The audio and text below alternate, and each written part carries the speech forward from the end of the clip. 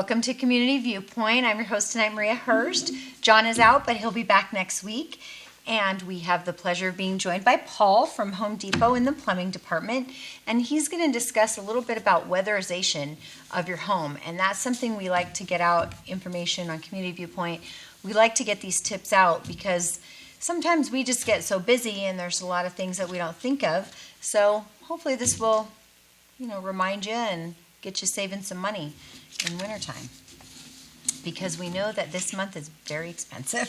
50 ways to leave your money problems behind. There you go. All right, so we have a couple here. Just kind of mentions replace any old or inefficient windows. Windows are a major way that air and heat leak out of your home. Seal off drafty windows and patio doors with clear plastic. If you have a lot of outside doors that leak air, you can put a few. You can seal a few with plastic or the caulking.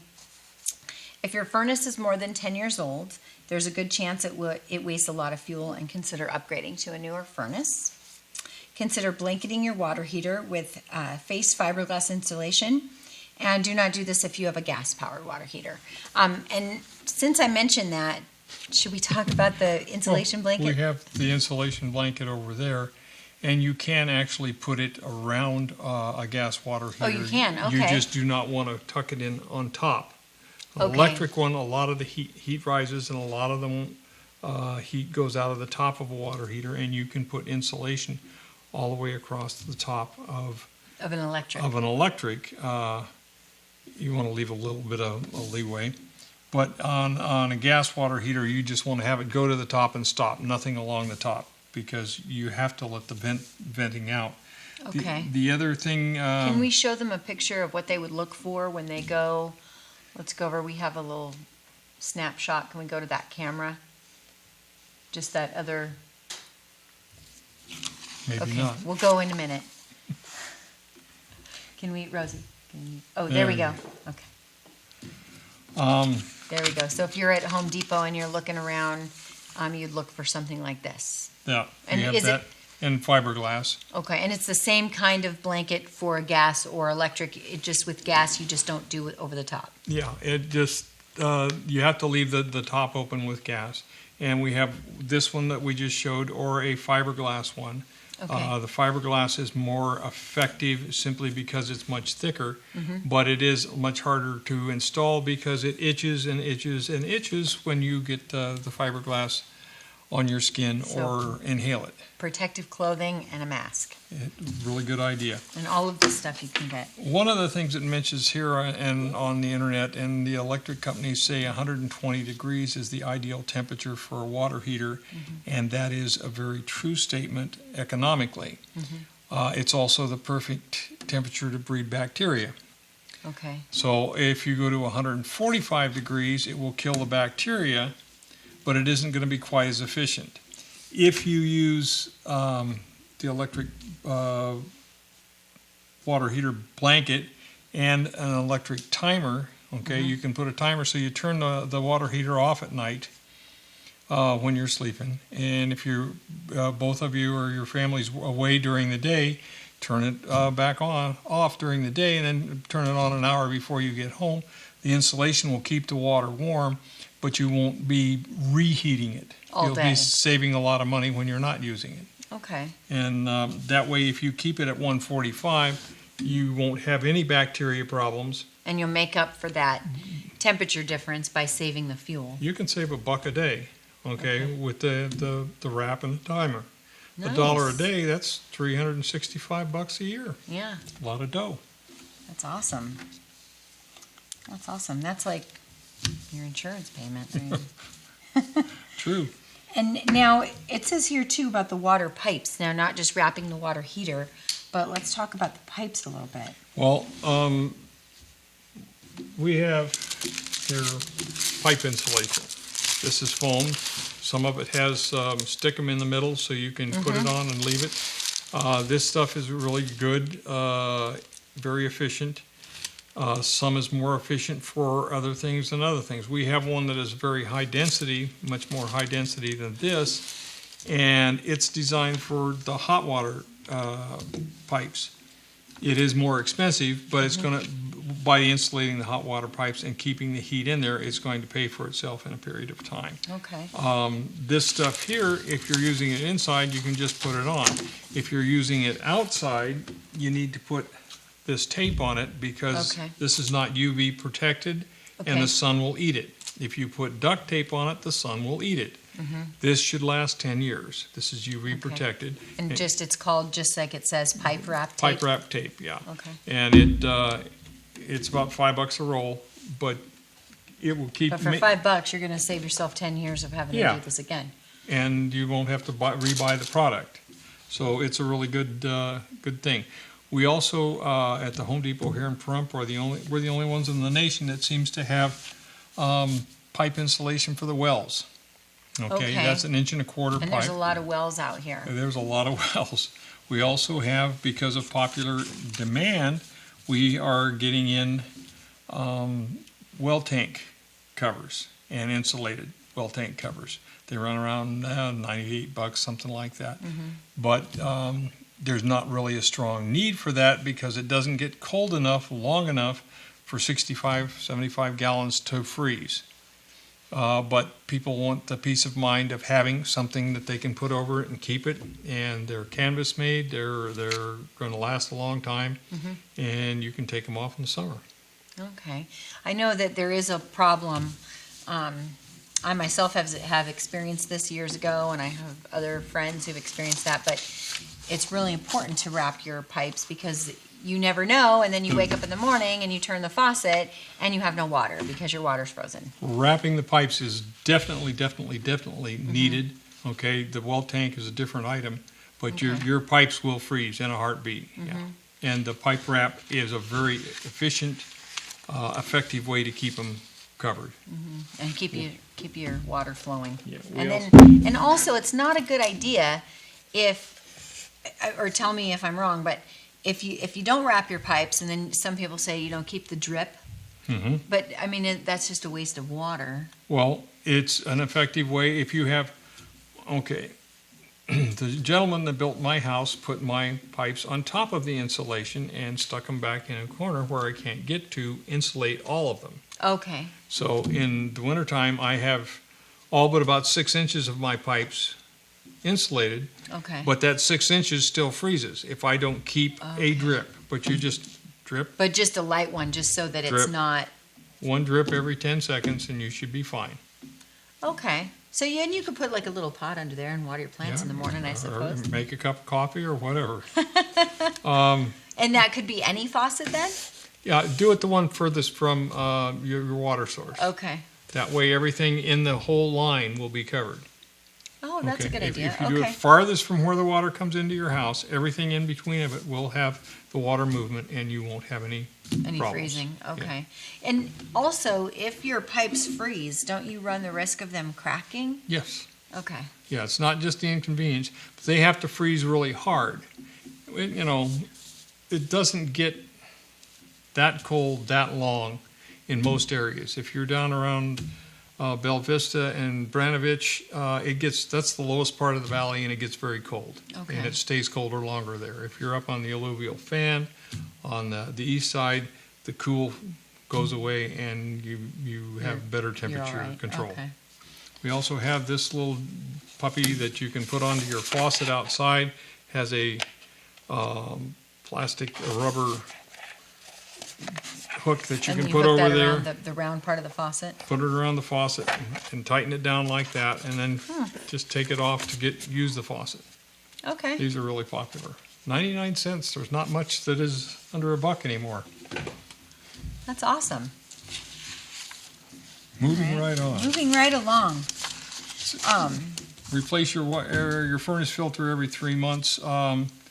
They have some filters that need to be replaced every month, but depending on what you get, that's a really good idea. Your whole system works better if it has free air movement. There's a number of items that we're going to mention today that have to do with air movement of your heater. Okay.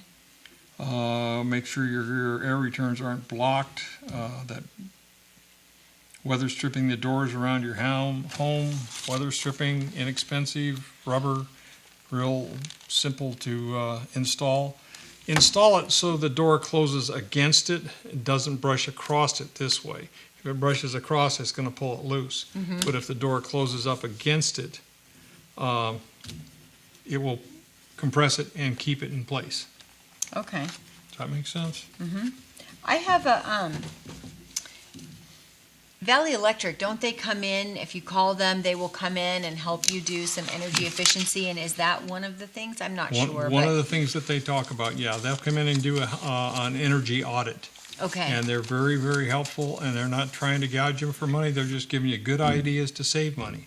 And if you fix one thing, like the water heater blanket, if if it saves you $1 a day, it's going to save you $1 a day for as long as you've done it. Okay. You do have to spend a few dollars to get there, but it's going to pay for itself in a short period of time. Well, that's a nice dinner out once a month. Yeah. There you go. Well, you have a pretty good dinner out. Oh, $30. I was doing $365. $30. Okay. That's. Yeah, that is Or dinner out. just save it for 2 months and have a really nice dinner out. There you go. 30. That's a nice dinner out for 2 people. $15 a person. That's good. I agree. Nice to get out of the house once in a while.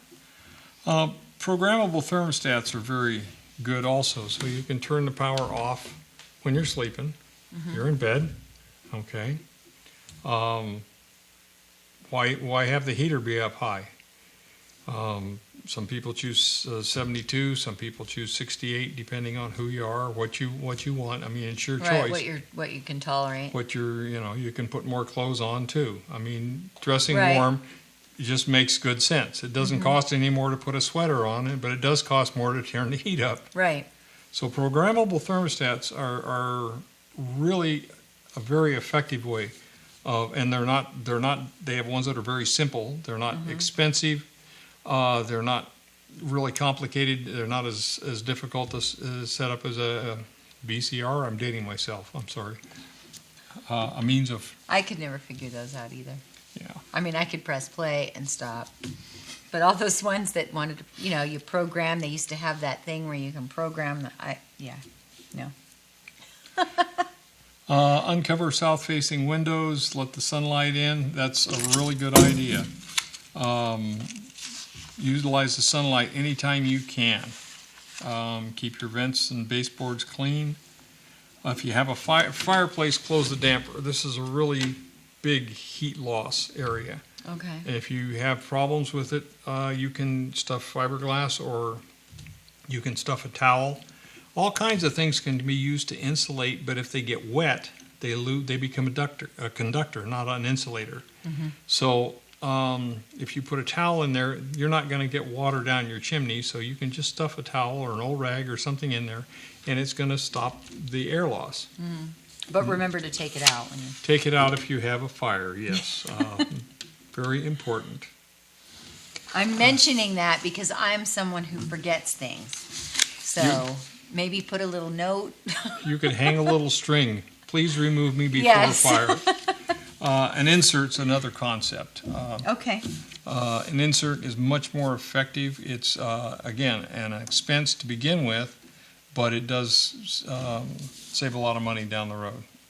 Can you explain to me a little more about what that is? An insert is a metal fireplace inside your fireplace that has a fan on the bottom and that blows the heat out over the top. And it just it has a glass closer on it. Okay. It seals it off, but it blows the heat out into the room instead of just getting the heat reflected off the back of the fireplace. Okay. It's a good investment, Okay. but they're not the cheapest thing in the world. Right. But a lot of these things, I mean, if you look at over time, what you're going to save versus the upfront cost, a lot of these things are really, really cost effective in the long run. Well, look, I don't expect electric rates to go down too much in the near future. I don't think anything's going to go down too much in the future. But that's why it does pay to insulate and winterize. Okay. I know I've done this at my house, replacing all the light bulbs with the energy-saving CFL bulbs. I mean, the amount of light you get from, a 23-watt bulb, you're going to get 100 watts of light. It's pretty cool. LEDs are also coming in. LEDs.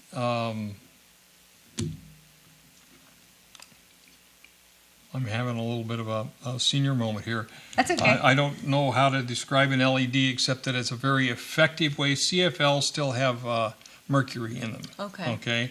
They're in effect, they're a fluorescent light. An LED. They are very bright. LEDs are made from bio material. Okay, you can grow the things that make an LED work, and they are coming in. CFLs were a step. We had incandescent. We're going from CFLs, and we're going to go to LEDs. Right now, LEDs are very expensive, but they're going to be coming down in price, and CFLs are just a transition. Okay. They are very good at saving money. LEDs are better.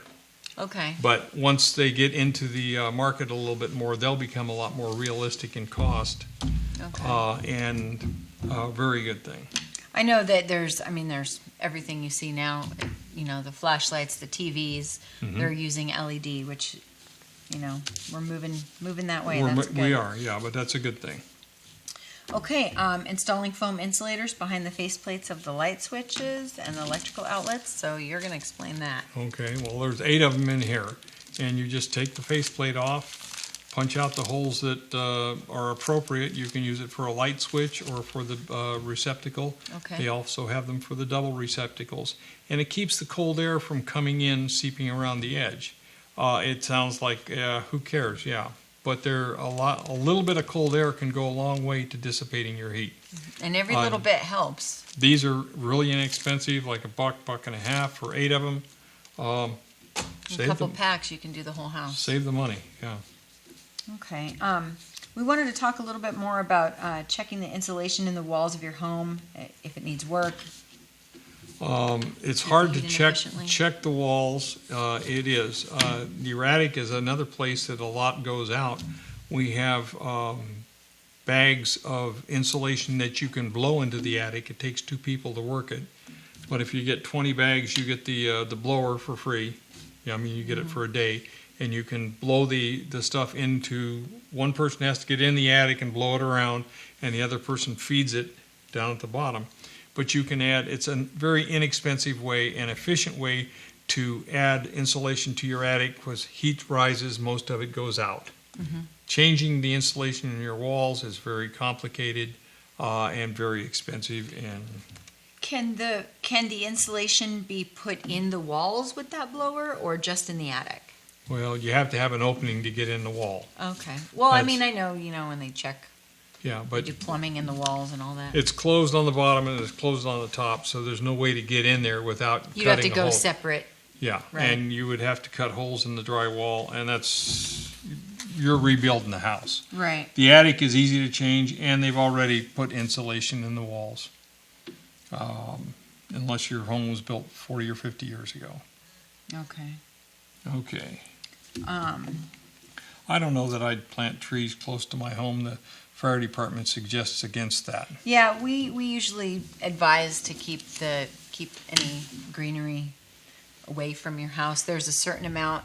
We'll have another show. We just had one last week with Anita about fire safety for Thanksgiving, and I hope everybody had a happy Thanksgiving.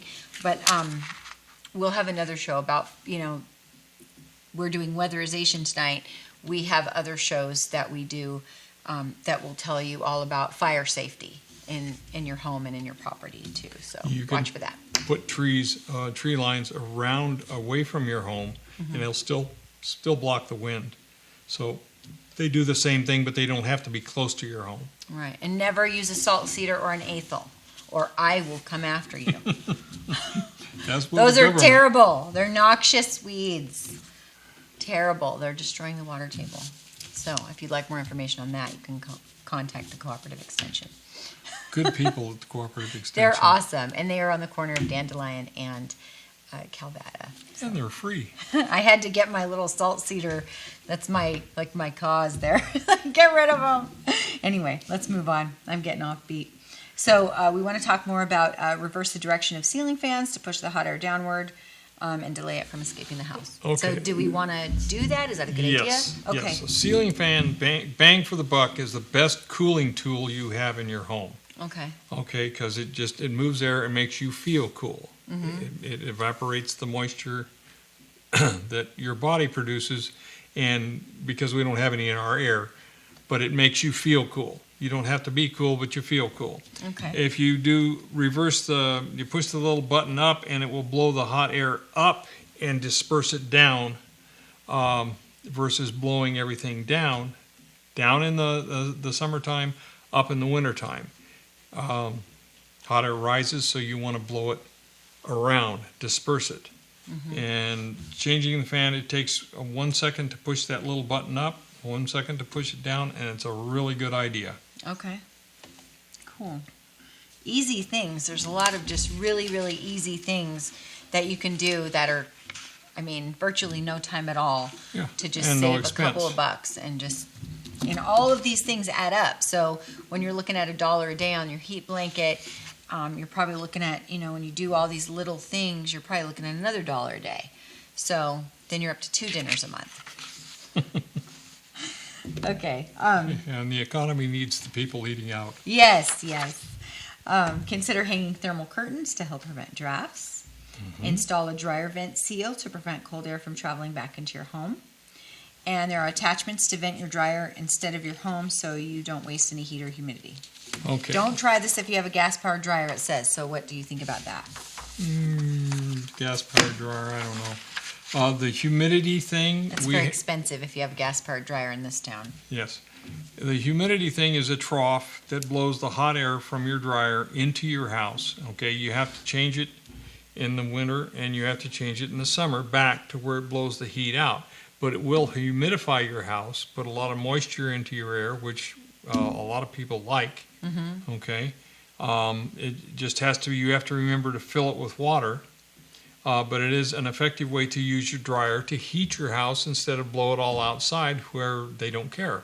Mm-hmm. So it's a good. It runs like $18 for the little conversion box, but you do have to move your dryer, hook it up, block the old vent. Okay. Mm-hmm. And then in the summertime, you need to take it out and hook unblock the vent outside and hook the hose back up Back up to blowing the outside vent. Now, let me ask about that.